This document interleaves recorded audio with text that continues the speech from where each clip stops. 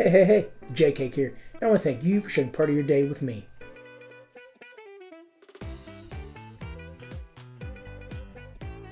Week 3's in the books, and all the optimism I had going into last week is down the drain. I didn't have a good week fantasy-wise, but there were some big moments that happened in Major League Baseball this week. First of all, Adolis Garcia had the game of his life. 5 for 5, 5 runs, 3 home runs, and 8 RBIs to bring his average up to 260. That's pretty awesome.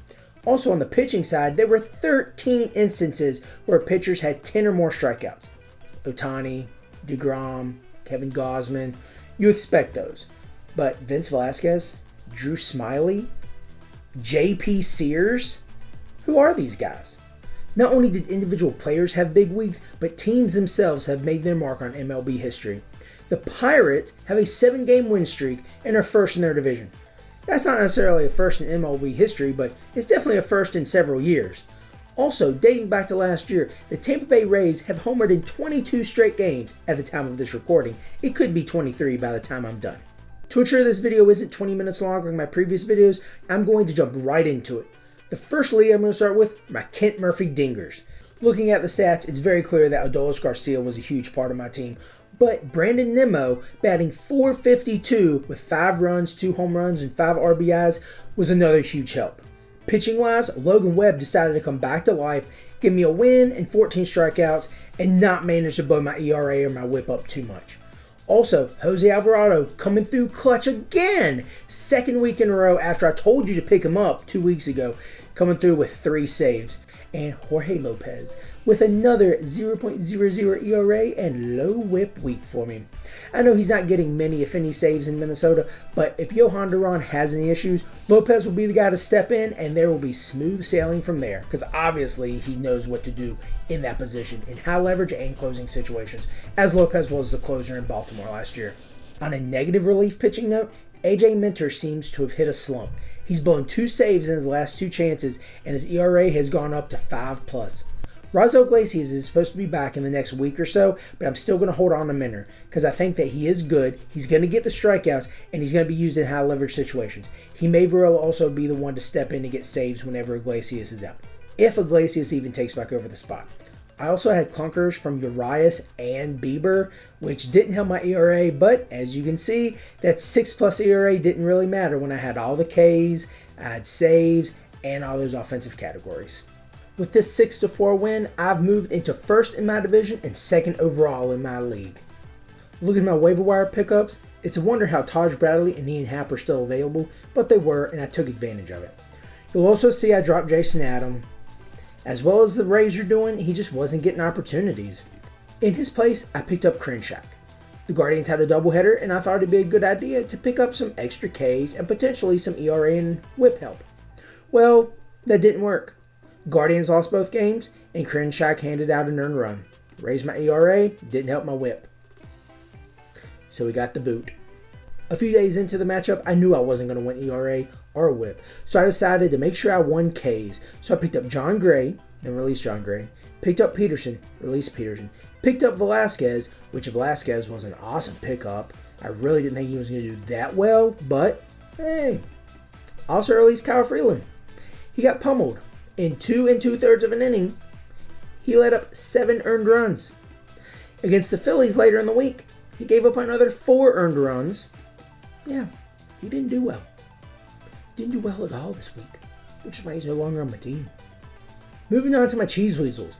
This week I'm up to 4th in the standings. At some point in time this week I dropped all the way to 8th. But some of the guys on my team, including Patrick Wisdom and Yordan Alvarez, really helped me jump back up into the standings. Patrick Wisdom had 3 home runs for me and 9 RBIs, while Yordan had 2 home runs and 3 RBIs. To help along with those home runs, Bryson Stott and Trey Turner added a few of their own, while giving me a few steals and a few walks. Pitching-wise, Joe Musgrove is back and was able to pick me up a win. Kevin Gausman had an 11 strikeout game against my Yankees, and my boy Jose Alvarado picked up 3 saves for me. I told you he was a good pickup. Another not so positive note when it comes to pitching, Pablo Lopez had a stinker, man. ERA over 11, gave up those runs, gave up those hits, walks. He didn't do well for me, but I'm sure he's going to bounce back. Taking a look at this short waiver wire list, you might be wondering how in the world Taj Bradley was still available. I don't know either, but I picked him up and I was glad I did. As much as I liked having Elias Diaz on my team and actually having a catcher, I had to pick up Jordan Walker because someone released him. You'll also see I let go of my boy Miguel Vargas, but I was able to pick up Patrick Wisdom. Man, if this guy can keep it up, he's going to be phenomenal for me. He's not great in a head-to-head league where you have average to go over for a week because he might be an average killer. But over a season-long roto league, his home runs and his RBIs alone are going to be great. Making the shift over to Fantrax, another week, another loss. Looking over total scores for the league, I would have beaten one guy and I would have kept it close with one or two others, but this week just wasn't my week. My pitchers again, just like last week, man, they didn't show up for me. I got a combined 32 points from these guys I'm getting ready to name. Bailey Falter, Anthony Desclafani, Freddie Peralta, AJ Minter, Pablo Lopez, and Kyle Freeland. Oh, and Patrick Sandoval. 32 points from all those guys. Drew Smiley, with his 10 strikeout game, going 7 2/3 innings, taking a no-hitter close to the 8th, got 30 points alone.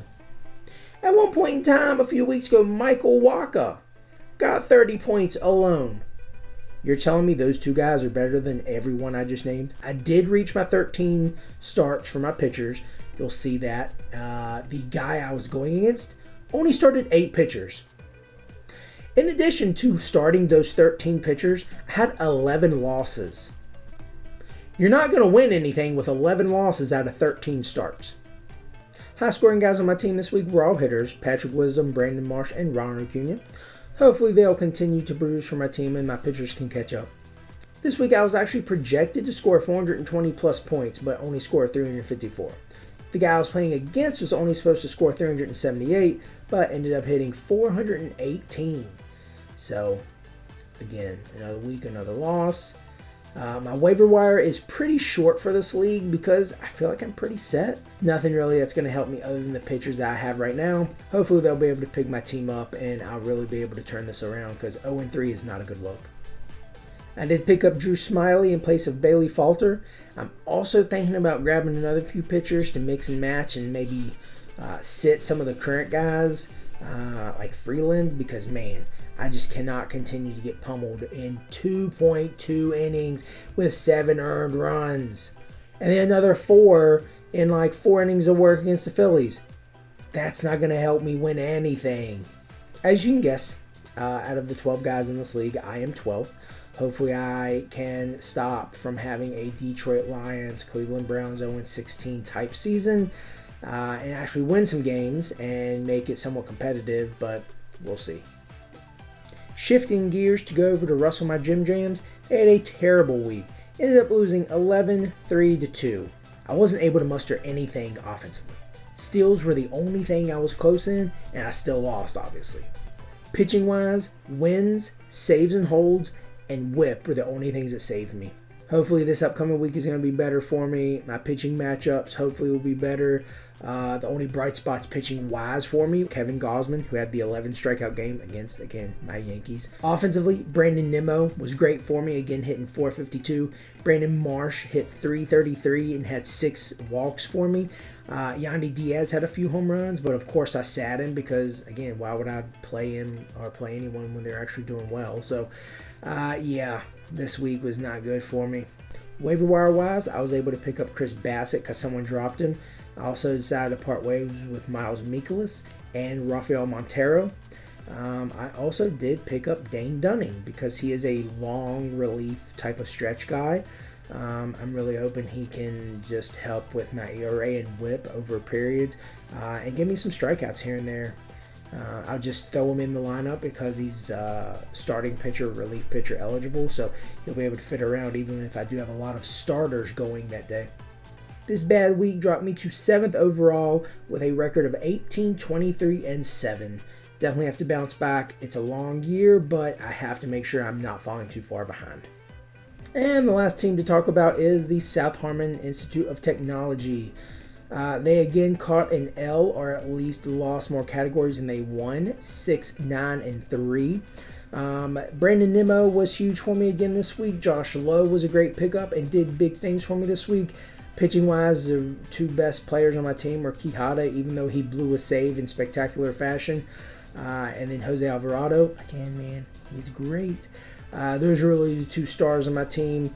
I'm hoping that, again, my pitching can get back on track. My batters, like Olsen, can make some progress and really start to produce for me. I know that they're going to. It's just going to take patience. This week, the 9-6-3 record dropped me to third in my division, and overall being 24-22-8. So of the 5 leagues, I won one, advanced in another, got obliterated in one, and managed not to lose too badly in the last 2. So looking across my leagues, there were a few players who, again, performed well for me throughout. Brandon Nimmo is one that I always try to get on my team, and he is doing well for me this year in a strong Mets lineup. Jose Alvarado was a great pickup for me. Looking back a few weeks, if you look at my week 1 recap, I dropped Josh Outman. I feel really, really, really bad about that. Like, I feel really silly. And I even said I hope it doesn't come back to bite me in the butt, and it absolutely has. But if you guys I want to talk about picking up this week, whether it be because they had great weeks or doing well over the course of the year, or just better players I don't think should be on the waiver wire. First of all, Brandon Marsh. Somehow he is only 65% owned. He does seem to sit against lefties, so that could be a reason why people are scared to pick him up. But he's doing really well. This past week, he hit .333 and had 6 walks. If your league has walks as a category, he's absolutely one who's going to help you. Another outfielder for you to add, owned in just 16% of leagues, is Jack Suwinski. You might not know who he is because he plays for the Pirates. Suwinski has 12 runs, 12 RBIs, and 11 walks. Again, he may not be able to keep up that pace of walks, but man, why don't you pick it up while you can? If your league does count walks along with Marsh, Suwinski might be a guy you want to look at. Both of them also have an OPS over 1,000. Finally, an infielder who has eligibility on the left side at both shortstop and third is Geraldo Perdomo. He also has an OPS over 1,000, just barely, but he's hitting .356. He doesn't hit against the lefties, but he does have 11 runs with 11 RBIs, 5 walks, and like I said, that OPS over 1,000. I don't know how long he's going to keep up that production, but if he's only going to be hitting against righties, then might be something to look at in your streaming. The only pitcher I'm going to talk about this week is Joey Lucchesi. Came up in a big way and made a name for himself with the Padres a few years ago, but after a few years where he dipped down, now he's with the Mets, recovering from Tommy John surgery. Because Carlos Carrasco went on IL, he was able to get the start and had a phenomenal one at that. He will get another start this week against the Washington Nationals, so he might again be a streaming option. Thank you for joining me for this Week 3 recap. I hope to hear how your teams are doing and what you think I should be doing to help improve my teams. This is JK. Now I want to thank you for sharing part of your day with me.